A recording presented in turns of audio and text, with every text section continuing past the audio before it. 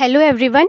Uh, we'll wait for a few more minutes to add more audience.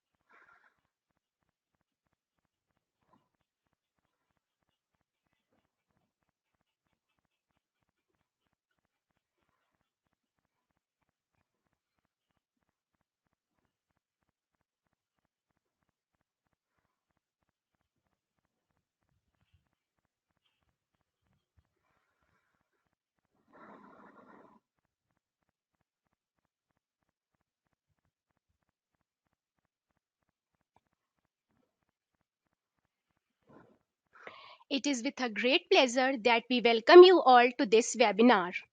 I am your host and speaker Supriya Srivastava.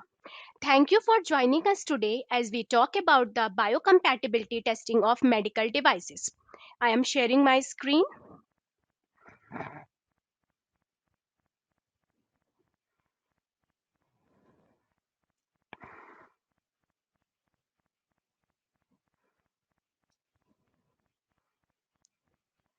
I hope my screen is visible to you.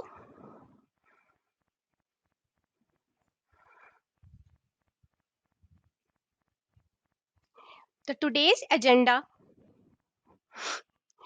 for today's presentation is Introduction to Biocompatibility, Need of Biocompatibility, Biological Evaluation of Medical Device, Introduction to ISO 10993 Part 1 Outline of the Biocompatibility, Endpoints for Evaluation as per ISO 10993 Part 1, Services provided by Decos. Before we move forward, I would like to take one poll.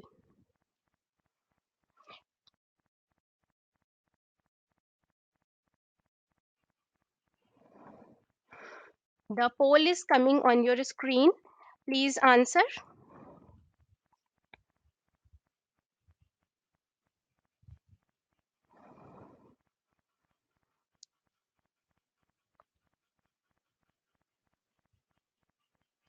I am happy to see that many of you are aware of biocompatibility. Let's dive deeper into the topic. What is biocompatibility? It is a combination of two words, bio and compatibility, which means any material that is compatible with a living system. Biocompatibility is by definition a measurement of how compatible a device or material is with a biological system.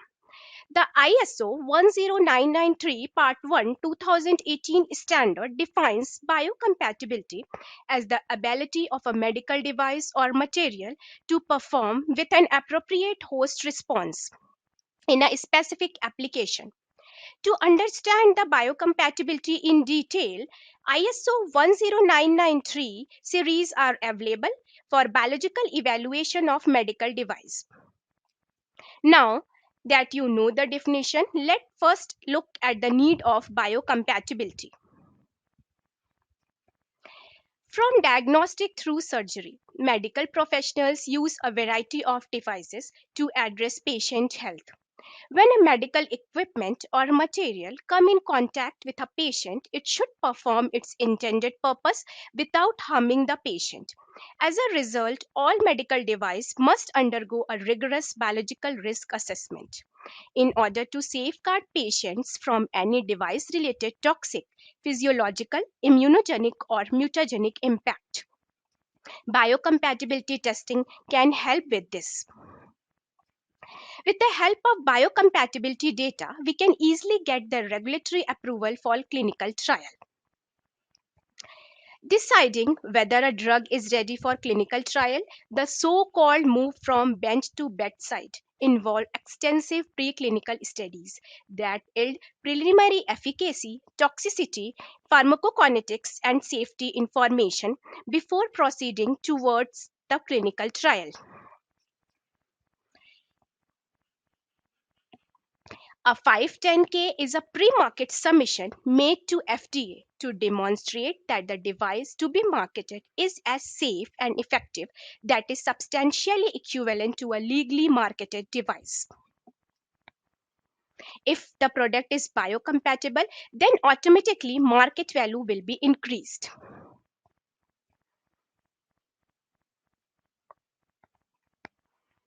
According to ISO 10993 Part 1, medical device biocompatibility has two important categories: duration of contact and nature of contact. Duration of contact is categorized further into limited, prolonged, and long term exposure. Limited medical device whose duration of contact is up to 24 hours. Example: thermometer, blood pressure monitoring machine, syringes. Prolonged medical device whose contact time is likely to exceed 24 hours but not exceed 30 days. For example, wound healing dressing. Long-term exposure medical device whose contact time exceeds 30 days. For example, stents, pacemaker. Except these three categories, one more category is transitory contacting medical devices. Some medical devices with limited exposure have very brief transitory contact with the body. Example: needles, capillary tubes that are used for less than a minute. These generally would not require testing to address biocompatibility. Nature of contact is again categorized into three: surface, implant, and external communication device.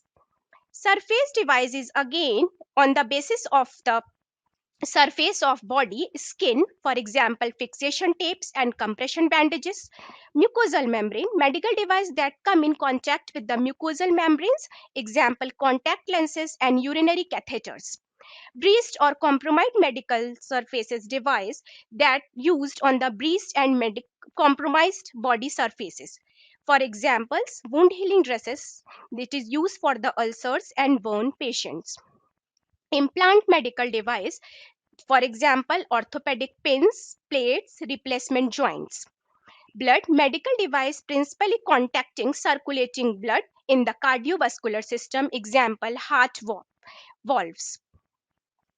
External communicating medical devices, blood path indirect, solution administration sets, extension sets, tissue bone dentin, medical device that contact tissue, bone, or pulp dentin system. Circulating blood medical device that contact circulating body system. Example: temporary pacemaker electrodes. To explain this in detail, we have the ISO 10993 table. I'll explain this table in detail with the help of one example. We have a brain monitor which is made up of two main material, silicon and gold. The first step will to examine the contact time with the user and the patient. We'll start with the patient. If the contact duration of the gold, that is the contacting material, with the patient and the contacting surface, that is the mucosal membrane, is less than 24 hours, then first we'll have to observe for the history of safe use data. If data is available, then we it's look up for the proper reasoning, and if it's not available, then we can look into this table and for the endpoint evaluation. For example, according to this brain monitor for the patients come under category A, that will have to perform three main tests: cytotoxicity, sensitization, irritation, and intracutaneous reactivity. In case of user, the contacting material is the silicon and the time duration is less than 24 hours, and the contacting surface is the intact skin, so it will come under category A. So we'll have to perform three main tests: cytotoxicity, sensitization, irritation, and intracutaneous reactivity. Before proceeding towards these tests, we'll have to observe the physical and chemical information of the silicon. And one more thing, if the silicon is procuring from the manufacturer, the third party will ask for the biocompatibility certificate. If the certificate is available, then no need to perform the testing. If the certificate is not available, then we'll have to perform these three testing. This is the table which is the continuity of the previous table for the implant medical device.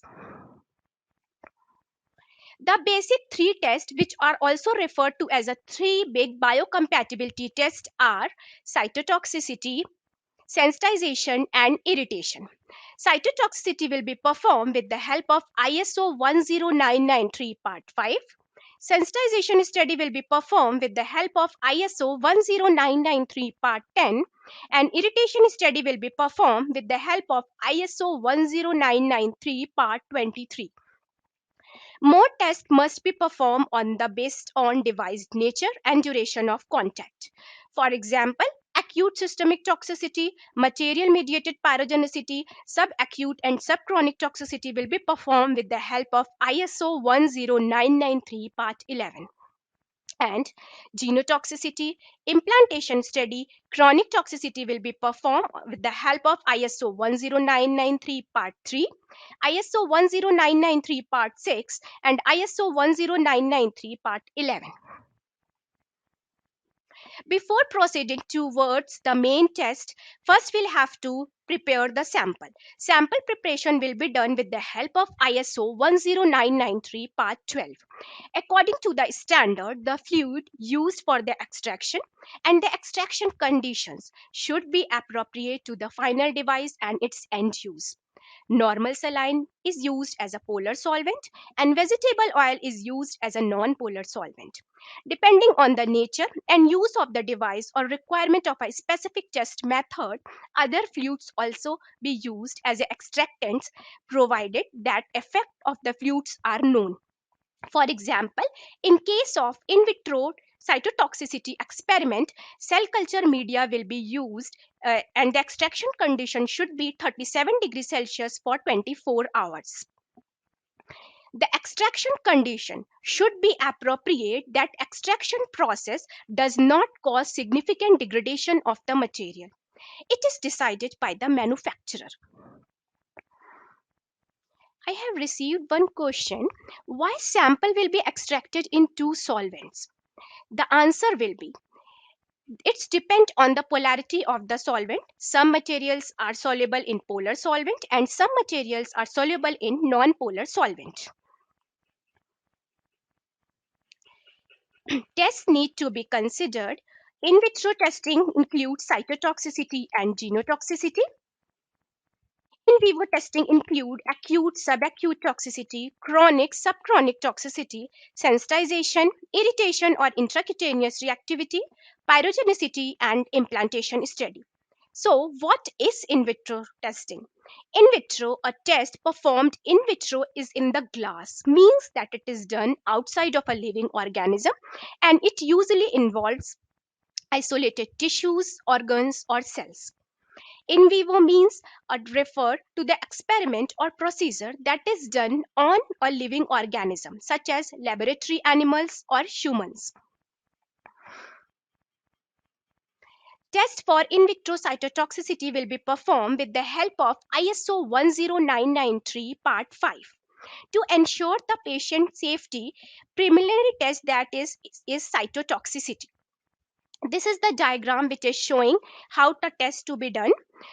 First we'll have to extract the sample in the particular media and then we'll have to seed the L929 fibroblast culture with the cell density of 1 into 10 to the power 4 cells, and we'll have to incubate at 37 degrees Celsius with 5% CO2 for 24 hours. After this, we'll have to observe the cells under microscope. Then we'll have to treat the cells with the different concentration of the test item. We'll have to keep the plate at 37 degrees Celsius for 24 hours.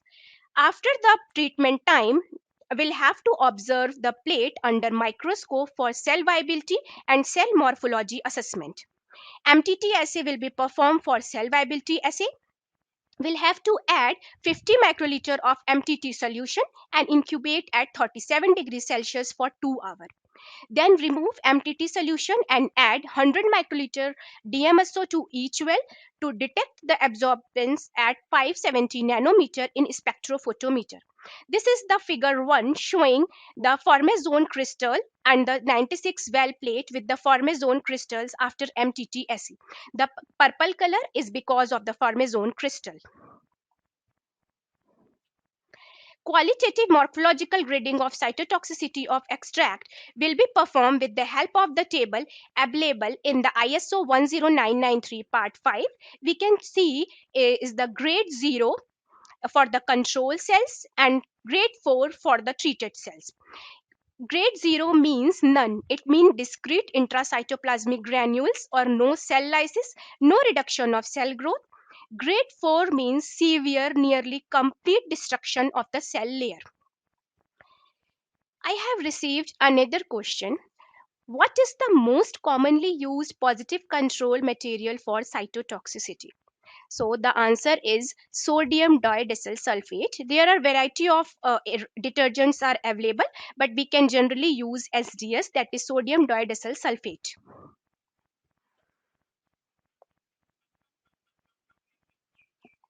Test for in vitro genotoxicity will be done with the help of ISO 10993 Part 3 to determine the effect of material used in the medical device preparation on the gene level, as well as to examine the chromosomal pattern after treatment. At least 2 tests must be performed that investigate the different endpoints and shall use mammalian cells. In vitro cytotoxicity tests are bacterial reverse mutation test, AMES assay, in vivo mammalian chromosomal aberration test. In vivo genotoxicity test involve mammalian erythrocyte micronucleus test, mammalian bone marrow chromosomal aberration test. In figure 1 showing bacterial reverse mutation test, AMES assay. Here in control plate we can see the few colonies, but in the treatment cells we can see a lot number of colonies because of the mutagenic effect of the test item. I would like to take another poll. It's coming on your screen. Please answer.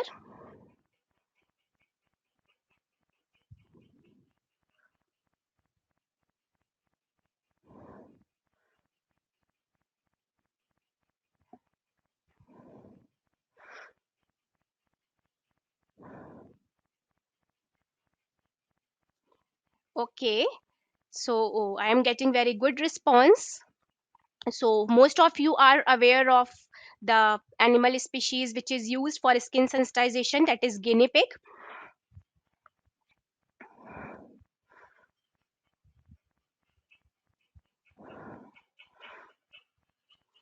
We'll move forward with the guinea pig maximization test. Test for skin sensitization, that is called guinea pig maximization test, will be performed with the help of ISO 10993 Part 10. We can use young adult albino guinea pig, weight range 300 to 500 gram. The steps involved are intradermal induction phase, that is performed on day 0.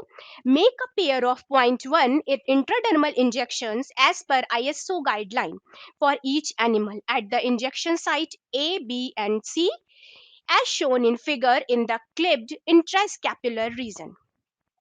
Step 2, topical induction phase, that is performed on day 7.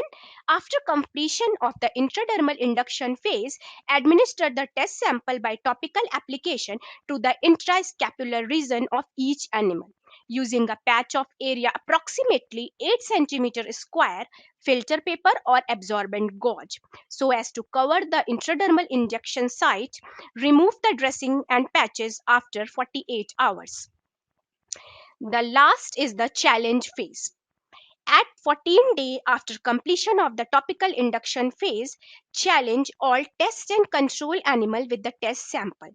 Administer the test sample under blank by topical application to the site that were treated during the induction stage, such as upper flank region. Then after that, remove the dressing remove the dressing and score the animal with the help of this table, that is Magnesal-Kligman scale. For score 0, no visible change. For discrete or patchy erythema, score 1. For moderate and confluent erythema, score 2. For intense erythema or swelling, score 3. Test for skin irritation will be done with the help of ISO 10993 part 23.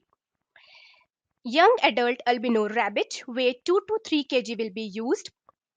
Solid material that have appropriate physical state, example sheet films, shall be tested without modifications.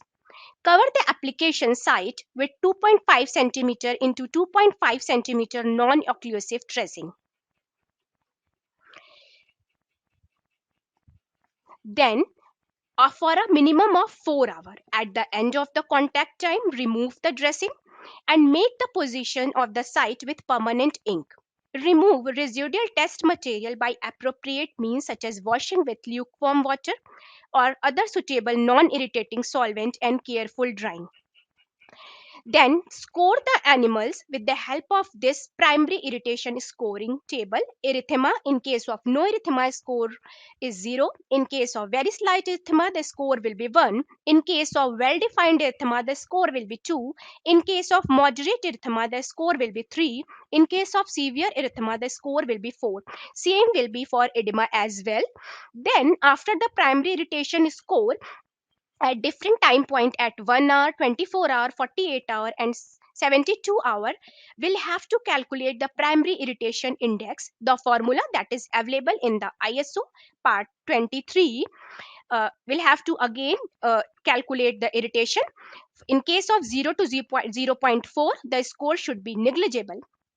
0.5 to 1.9, it is slight. In case of 2 to 4.9, it will be moderate. In case of 5 to 8, it means a severe irritation. Test for pyrogenicity. So what is pyrogen? Pyrogen is a general term to define for fever producing agents. It will be performed with the help of ISO 10993 part 11 and USP 151. The complete detailed step is not available in the ISO part 11, so we can take the help of the USP 151 for the complete step. For pyrogenicity, we can use young adult albino rabbit, weight range 2 to 3 kg. The pyrogen are generally protein and polysaccharide substance are pyrogen released either from bacteria or viruses or from destroyed cells of the body, and are capable of raising the thermostat and causing a rise in body temperature. Fever is a significant indicator of disease. This test involved the measuring the rise in the temperature of the rabbit following the intravenous administration of the test item in the ear of the rabbit, as in the figure, in a dose not exceed 10 ml per kg, and the period not more than 10 minutes. If no rabbit shows individual rise in the temperature of 0.5 degrees Celsius or above its respective control group, the product is pyrogen free. Figure 5 shows most significant pyrogen for pharmaceutical manufacturers and sequential events of fever. Since fever in a patient depend on the total amount of pyrogen delivered to that patient. Systemic toxicity will be performed with the help of ISO 10993 part 11. Test item extraction is the first step, and it will be done in two different solvent, polar solvent and non-polar solvent. Polar solvent will be injected into rat and mice via intravenous route of administration, and non-polar solvent will be administered via intraperitoneal method. Acute toxicity, the test animal will be administered for single and multiple times up to 24 hours. And the following will be the observation The observation period will be 3 days. Body weight, clinical sign, observation, clinical pathology, gross pathology, organ weight, histopathology, and mortality. Subacute toxicity, the administer will be performed for 14 to 28 days. Depend on the type for how much time we are administrating, or 14 or 28 days, the observation will be made as of acute toxicity. In acute toxicity, mortality is more important observation. Then the subchronic toxicity, 90 days in rodents, not exceeding 10% lifespan of the animal. 14 to 28 days for subchronic toxicity in the case of intravenous administration of the animal. The observations like body weight, clinical sign as given in the table. For chronic toxicity, repeated or continuous exposure for a period of 6 to 12 months. It's depend on for how much time we are administrating. Observation as same as stated in the table. After discussing entire biocompatibility process and testing methods, I would like to share the areas where Decos can provide service. We can provide consultation throughout the biocompatibility testing process. We can utilize the literature for history of safe use data to avoid testing and help in limiting the usage of animal. With material selection, characterization, and biocompatibility testing, we can assist you in your biocompatibility planning. We will assist you in determining the device categorization, and depending on that classification, which test should be considered. The endpoint is chosen based on the type of contact and the duration of contact. We will evaluate the device biocompatibility based on its material properties, history of safe usage, and the device nature and contact duration. The result of the endpoint selection and the testing method must be interpreted in the form of a biocompatibility report. Decos can help in making the report.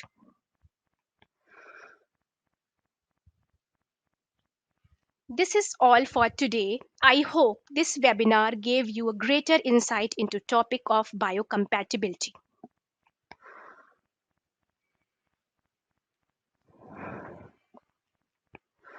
I see some questions coming in, but due to paucity of time, we will respond to them via email. For any further queries, you can contact us. Contact details are on the screen. We would be happy to help you for your biocompatibility testing needs. Please note a recorded version of this webinar will be available on our website in a week from now. We will also send you an email with the link on your registered email ID to access this webinar. I would like to thank you for your time. Have a great day ahead.